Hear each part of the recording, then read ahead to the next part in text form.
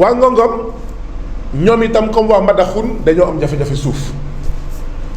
waa Ngogom muy commune u Ngogom département de Bambey dañoo jóg rek waaw ñu ne taxawal nañ foofu ca Ngogom benn ZAC ñu ne ZAC boobu ku fa bëgg a pàkk te dëkk Ngogom da ngay fay 500 000 francs ñu ne loolu de cher na ñu naan déet ñu ne jël nañ téeméeri pàkk ci ZAC boobu may ko ay nit ñu bàyyeekoo États-Unis waaw loolu mooy lan jël suñu suuf ñun waa Ngogom nga ne dañu koy jaay ñun waa Ngogom suñu suufu maam suñu suufu maamaat ba pare di jël suñu suuf yow mayoo ñu ko ñun dañu koy jaay suñu suuf yow commune bi yow mairie bi nga ne da ngay jël téeméeri pàkk may ko ay doomu États-Unis loolu mënuñu ko nangu ñun waa FRAPP loolu mënuñu ci ànd ak waa Ngogom ñun waa FRAPP loolu mënuñu ci ànd ak mairie Ngogom ñun askanu Ngogom la ñu ànd ci loolu ci ne waa doomu Ngogom kay la ñu war a may doomu beneen réew kooku ñu jaay waaye mënul nekk l'inverse ñu naan déet ñu yeewu rek ñuy dégg ne délibéré nañ xaw ma 300 hectares délibéré nañ 800 hectares pour jox xaw ma ay investisseurs ba pare ñun waa Ngogom yëguñu ci dara ñun waa FRAPP nag nee nañ mbir yi dafa war a jaar yoon mbir yi dafa war a leer article 25 de la constitution moo ne les ressources appartiennent au peuple les ressources n'appartiennent pas au maire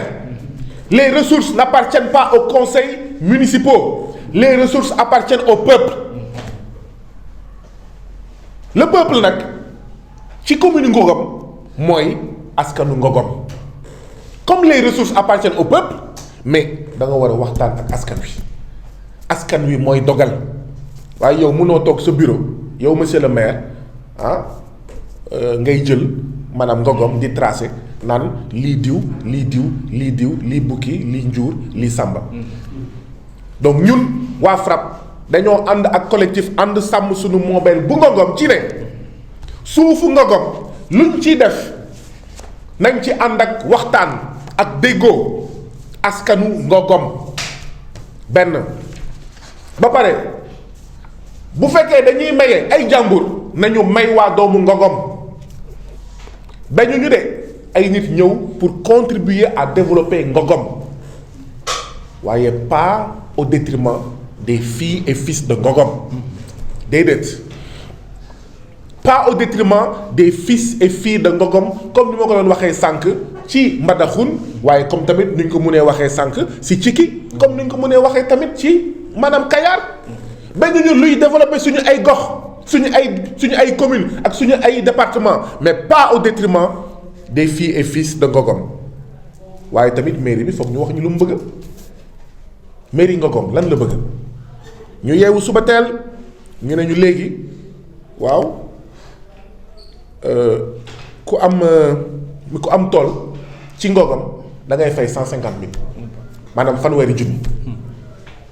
boo ko fayulee bu joxe suuf jotee yow boo fayulee yow doo am dara ci suuf soosu mais loolu mooy la xanaa bokkuñu réew Sénégal xanaa léegi béykat yi léegi dañoo war a fay 150 000 mais béykat dina béy ba nawet jeex toolam du ko jox 150 000 léegi yow nga ne waaw ku am tool na nga fay 150 000 mairie bi lu muy ut xaalis boobu fu mu jëm da ci toog waxtaan ak askan wi 150 000 dafa cher waaw bu fay mënul ñàkk 150 000 dafa cher ñu naan déet ñu naan frais de bornage jóge 20 000 jëm 70 000 waaw mais mairie boobu xanaa sax Dakar loolu amul xanaa ci goxu taax yi sax frais de bornage en fait 70 000 mais doo ko gis kon ñii dañoo bëgg a ratt béykat yi dañoo bëgg a ratt sàmmkat yi ñu naan déet ku am kër na nga fay fukki junni 50 000 donc mairie Ngogom foog mu xoolaat prix yi mu jox tarif yi mu jox na toog waxtaan ak waa askan wi rawatina ñi nga xam ne ñoo kuréelu ci collectif ànd sàmm sunu moomeel ci tarif yii xool lan moo ko justifié xool lan la ñuy ut ci xaalis te xaalis boobu bu ñu ko dajalee fan la jëm ndaxte balaa nga naan diw fayal mais foog nga wax ñu yow lan mooy sa programme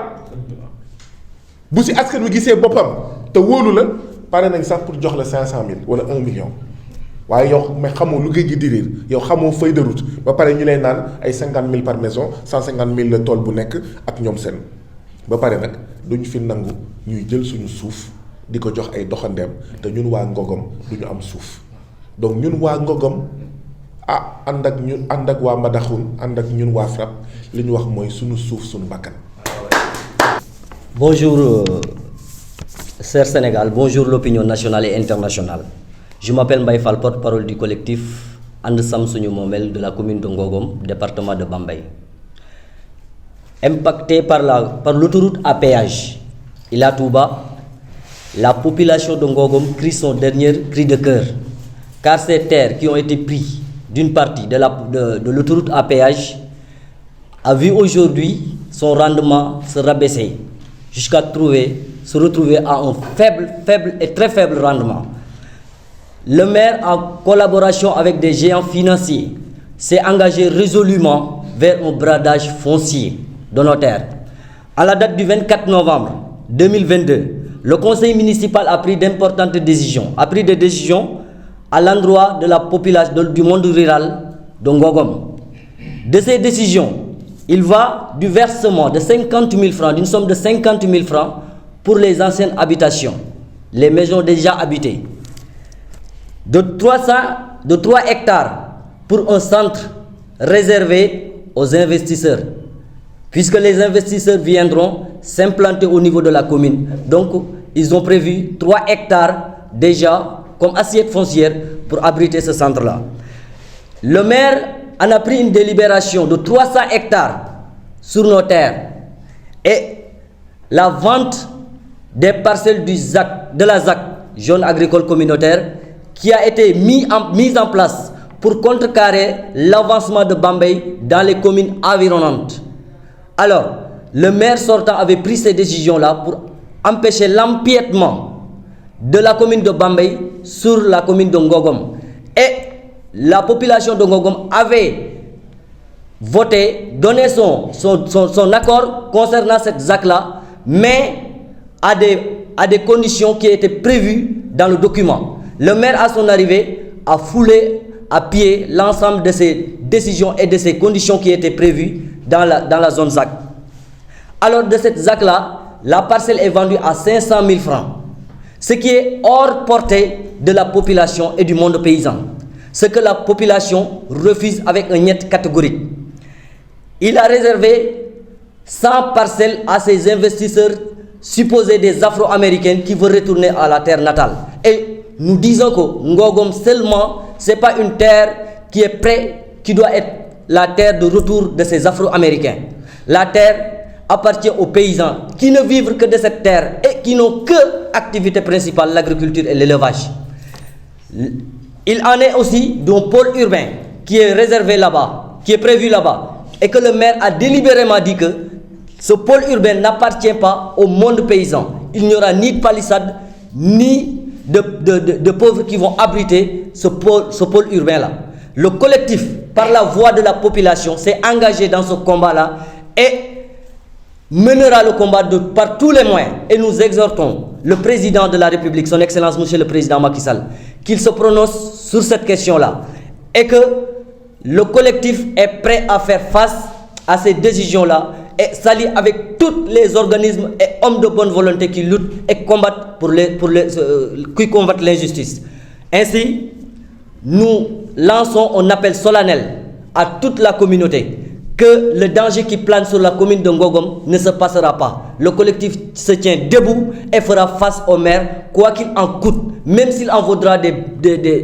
vies qui y tomberont. Le collectif et la population s'est engagé résolument à ça et dit à ce bradage foncier. Je vous remercie. Merci. Jërëjëf Mbaye Fall. Salaamaaleykum rahmatullah. Mbokku Sénégal, mbokku àdduna bi yëpp ñu ngi leen di nuyu baax di leen ziar. ñu ngi fii tey nag pour ñëw yëge leen suñu naqar ak suñu njaqare boo xamante ne ni suñu maire moo ñu ko teg muy maire Ngogom njaqare bi nag wax dëgg li ko indi mooy ay décision yoo xam ne maire bi da koo jël mu jëm si ci askan wi te waxtaanu ci ak askan wi yégoowu ci ak askan wi bëgg a def forcing te loolu duñ ko nangu bokk na ci décision yi mooy kër yi nga xam ne moom lañ dëkke ba noppi mu ne ku ci nekk dangay fay 50 000 francs pour ñu wutal lay kayit beneen décision bi mooy tool yi nga xam ne moom la ñuy béy bu dee dangaa am hectare mbaa moyen de 1 hectare dangay joxe 150 000 francs bu ëppee benn hectare nga joxe 300 000 francs hectare bu nekk daal 150 000 francs beneen décision bi mu jël mooy plan administratif bi nga xam ne moo nekk ci wetu Bambey comme dañ koo defoon foofu pour Bambey du avancer ci yenn communes yi léegi nag moom mu ñëw ne da koy jaay da koy dagg fi mu toll nii pour jaay ko parcelle bu nekk 500 000 francs li nga xamante ne ni askan wi mënuñ ko ndax askanu béykat ak samkat amuñu ay 500 000 francs pour jënd ay pak beneen bi mooy comme kër yi nga xamante ni nii da boo bëggee defaat demande terrain dangay joxe 70 000 francs te 20 000 francs moom la nekk fi mu toll mu yokk ko 70 000 francs beneen bi bokk na ci mooy ay afro-américain ñoo xamante ni nii ay nit ñu ñuul la ñuy jóge Amérique mu ne da leen di may ay 100 parcelles foofu ci ZAC bi loolu nag ñun ne nit aussi gën a jege gën a yey ndax aussi mënoon bay ay jaaye ay askan 500 000 di maye ay ñoo xamante ni nii ay doxandeem lañ nga leen di may ay pak beneen bi mooy comme 300 hectares mu ne da koy délibéré nañ 300 hectares yoo xamante ni nii ay investisseurs lañ koy jox te ñu xam ne Ngogom autoroute à péage bi jël na lu bari ci seen suuf boo bëggaatee jëlaat 300 hectares yoo xamante ni nii da nga koy joxaat ay investisseurs askan wi dootuñu am fu ñu béye dootuñu am fu ñu same te bu ñu béyul sàmmuñu wax dëgg du ñu am lu ñu tëdde te nit aussi boo jëlee suufam li muy tëdde da nga koy toroxal te ñun parewuñu pour ñu toroxal ñu ñu ngi artu nag ku artuwul ate ñu ngi artu autorité yi ak ñépp ñi nga xamante ne nii bu mbir mi jógee dinañ ci intervenir ñu teel a artu ndax ñun pare nañ pour lépp ndax aussi dañoo jàpp ne ku ñu toroxal rek rey nga ñu te ñun duñu parewuñu pour ñu toroxal ñu wasalaam. jërëjëf Aliou Ndiaye